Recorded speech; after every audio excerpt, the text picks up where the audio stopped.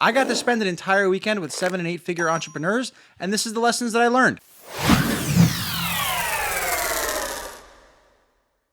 And like the intro said, I got to spend some time with 7 and 8 figure entrepreneurs, or more specifically, SaaSpreneurs, at the HighLevel Mastermind in Dallas. And I wanted to make this video not only for myself, but also for you, the subscribers to this channel, because I took 7 lessons away from this, and I want to kind of immortalize them, encapsulate them, and put them out there for you. And if you are a subscriber to this channel, you'll notice this is my first video in about a month. I've actually been in the midst of relaunching and repositioning my Lead Vortex SaaS brand, and we've been putting together a new offer, going after a whole new avatar, and there's going to be a series on the relaunch, probably coming later on in the summer. So if you want to see that, make sure you're subscribed to the channel. And if you're unaware, HighLevel tries to put on a live event every quarter. So in a typical year, they're going to do 3 of these mastermind events and then 1 event, which is their Level Up Summit in October. And this mastermind was their first ever advanced edition mastermind. It was only limited to about 60 people, and you had to prove that you were at a more advanced level to be admitted into this mastermind.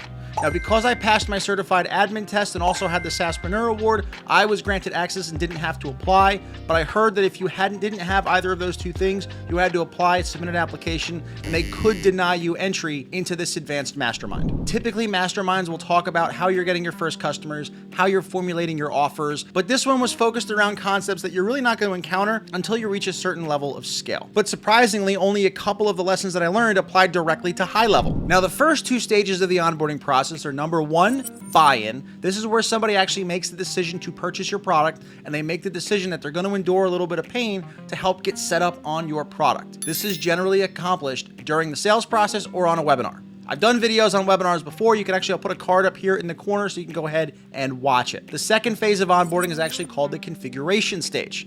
Now, the configuration stage is the act of the customer after they swipe their credit card, actually getting their account fully configured and ready to use.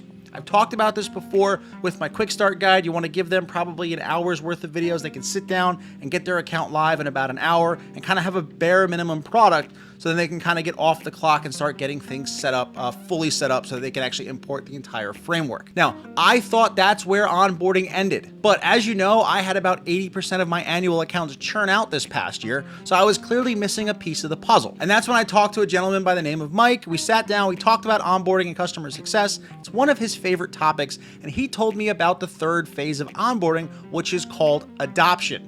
Now, adoption occurs when the person actually starts to use the software and use the tool every single day in their business. So I was getting people bought in, they were giving me money, I was getting them to set up their account, but then at that point, I kind of just assumed that they would go in and use it and they already saw the value. Mike actually let me know that I have to be giving them gentle nudges, keep training them to log in and keep training them to start using the software every single day so that they actually adopt it, it becomes part of their business, and it becomes basically like a utility bill that they pay, and they're always going to keep paying because they don't want it to turn off. And this is actually going to be a big part of my new relaunch strategy, is going to be building out that adoption phase of the onboarding process so I don't have a repeat of this last year. And to help build out that adoption phase, Chase, the director of marketing over at HighLevel, introduced me to lesson number 2, the buzzing pocket effect. Now, before the mastermind, I had no idea the buzzing pocket effect was even a thing, but apparently this is a really big key in getting people to stick and adopt and use your software. Once we get our software set up, how do we get people to know that it's actually working? And that's when Chase recommended that we have customers install the mobile app. Now, what I've brought up on screen here is the Lead Connector app. This is HighLevel's gray label app that they include with every single software subscription, and this is going to be a new focus of mine going forward. I'm going to have, basically from day 1, encouraging my people to download and install this app on their phones. So you've got the Lead Connector app for Apple. You've also got the Lead Connector app here over on Google Play. And essentially what this does is you can set it up in your workflow to do an internal notification. And the reason why you want your customer's phone going off every single time that they get a lead is that it's a tangible reminder in the real world that the thing you just sold them is working. So if they have an actual physical cue that they got a lead, or they got a physical cue that their software is working, they're less likely to turn it off. And they're actually more likely to use it more and more, because that little buzz in their pocket that, hey, you got a lead, or hey, you made a sale, that's a shot of dopamine that they're going to keep chasing using your software, and they're going to stick on your software longer and longer. And I thought that was a super powerful lesson in the onboarding process, but also helping to reduce churn. So again, 3 phases: buy-in, configuration, and then adoption. And part of that adoption is going to be having your people install the mobile app so that they can actually get that buzzing pocket effect and get tangible physical reminders that it's working. And the next bucket of lessons I want to talk about have to do with building a brand for yourself and for your business. And then the first lesson in this bucket I want to talk about is the absolute power behind building a long-form content channel, just like the YouTube video that you're watching here. Now, having a library of long-form videos like I have here on a YouTube channel does a couple of things. Not only does it feed me leads to my business every single day, but it also gives people an idea of who I am and whether or not I'm an expert before they even meet me and before they even talk to me. And since YouTube is a search engine and has a great recommendation algorithm, it's going to get your content in front of the right people. Now, this was the first time since publishing on YouTube about HighLevel that I was actually in a physical room with a lot of people around HighLevel. And because of the content that I've posted here, I want to say about 1/3 of that room already knew who I was, even though I didn't know who they were. They had seen my content, they had watched my content, and I was absolutely blown away when I had people coming up to me seemingly every hour was like, "Hey, I watched your video on X. Thanks for that." Or, "Hey, I wanted to get your opinion on Y because I saw you did a video. I'm struggling with this thing too." I couldn't get over the power of having a channel. And that was the first time that I actually experienced the power of having a YouTube channel. And probably the craziest interaction that I had was the interaction I had while playing mini golf on night 1. Now, Frank Kern was the keynote speaker for the HighLevel Mastermind back in May, and he gave the first presentation talking about his experience selling Rainmaker AI to internet marketers and to a crowd very similar to what I was selling Lead Vortex to last year. As he went through his slides, basically he was describing to a T the first couple months I had. He described all the failures, described all the shortcomings, and it was like he was documenting and telling my story. So after his presentation, where it's going to call me out, we basically all went out for mini golf that night, and I saw Frank over in the corner talking to somebody. I walked over, I wanted basically to thank him for calling me out and highlighting exactly what I was going through and validating all of my experiences. And before I was able to walk up and introduce myself, Frank basically stopped me and goes, "I know you. You're on YouTube and I watch your videos." And I was blown away because if you don't know who Frank Kern is, he's one of the OG internet marketers, direct response marketing for like 30 years and basically an icon in the space. And I had never met him before, but he knew who I was and recognized me when I walked up to him at the event. I was absolutely mind blown. And had I not had this long form content channel, that interaction probably would have gone a lot differently. So this is me again encouraging you to start your YouTube channel and start showcasing your expertise because you never know who's going to be watching it. And Frank, if you're watching this video, drop a comment. I'd love to hear from you. And then in kind of the same bucket of creating a brand on social media, I want to touch on the importance of having a clear profile picture that is a headshot of you and keep it consistent across all platforms. Because I had interacted with some high-level staff at the event who I had never met before, but they recognized me from seeing my profile picture online. Now, I know when you're starting out your business, you want to put your company logo as the face of the brand, or sometimes you might want to put a picture of you with your kids or you with your family. You might not necessarily have the same picture across all your socials. Now, I took this picture in 2021 on a whim. I needed a headshot for something, so I turned my phone around and I just basically took it, and I haven't changed it since, and I don't think I'm ever going to change this. Because people know when they see this, it looks like my face, it looks like me, and when they interact with me in person, after seeing this online, they can make the connection right away.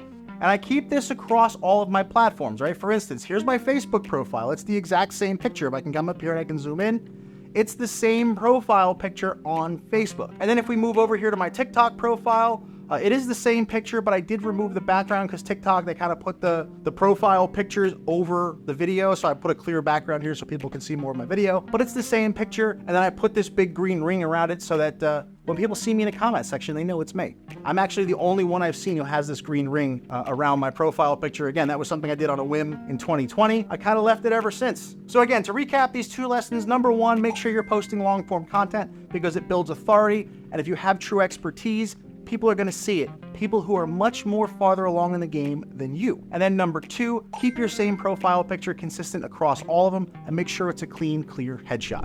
And the next 2 lessons that I want to talk about here have to do with your offer and how you're selling HighLevel itself.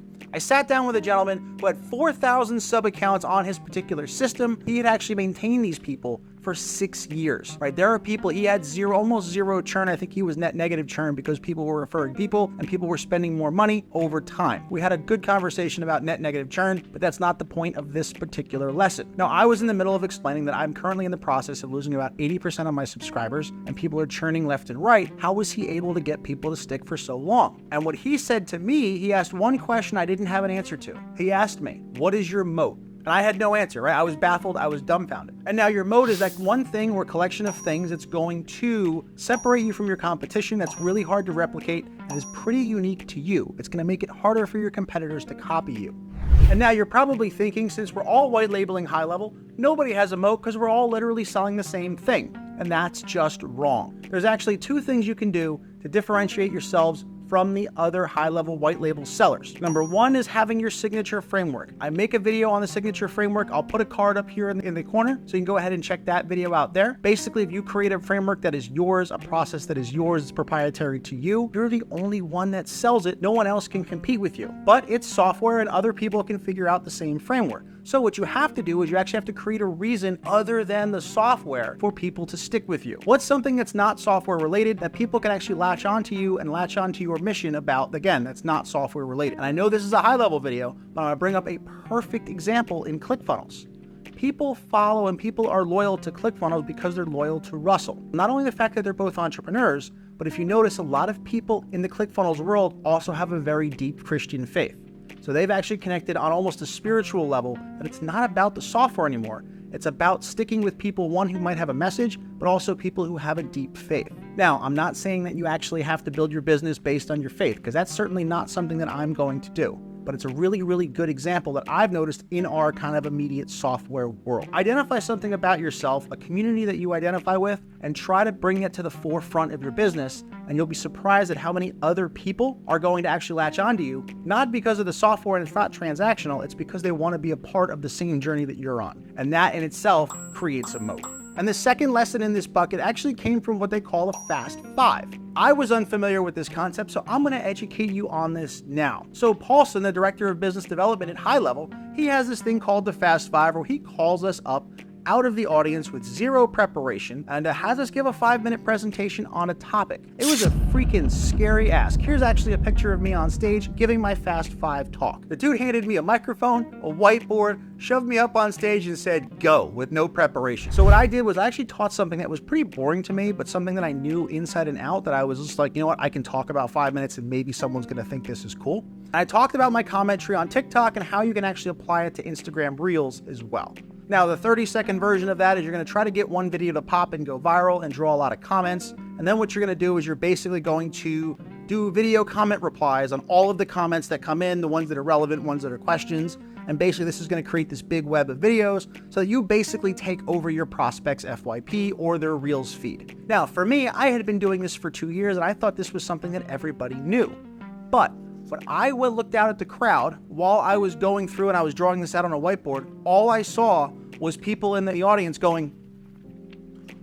writing down furiously. In fact, after I gave my 5-minute presentation, I left to go to the bathroom, and there was probably 3 or 4 people who followed me out of the room, stopped me in the hallway, and asked, hey, could you teach me to do that too? I didn't realize that that was as much in demand of a skill. So the lesson there is that it doesn't matter how boring something is to you. If it gets a result, there's probably somebody out there who will literally drop everything and stalk you in the hallway to try to learn it. And since that was so valuable, I'll do a YouTube on that soon. Make sure you're subscribed to the channel. And real quick, if you want to get started with HighLevel, starting your own SaaSpreneur agency, you can actually go down here. Even if you're already on HighLevel, I make the course free for everybody, show you exactly what I did to get to my first 100 customers. So again, in the description, there's a link there. You can go grab the free course. And with that, I want to close with the final lesson that I learned at the HighLevel Mastermind. And that is, if you are in the middle of a downturn in your business, that doesn't make you a fraud and that doesn't make you any less of an expert. When I spoke to these people who were many, many years ahead of me and many, many business businesses ahead of me. I explained to them that I was in the middle of losing most of my subscriber base due to churn on an annual basis. We were getting a lot of refunds while I was there. I was kind of feeling like a fraud, like I shouldn't have been there at the advanced mastermind. Every single person I talked to who was above me said, this is fine, this is part of it, you're just getting a lesson in your business. Which I was honestly shocked to hear, because it let me know that the true players and the true players in the entrepreneurial game, they don't care. They know that you're not going to crush every offer out of the park. They know it's not a linear path to success. They know it's filled with ups and downs.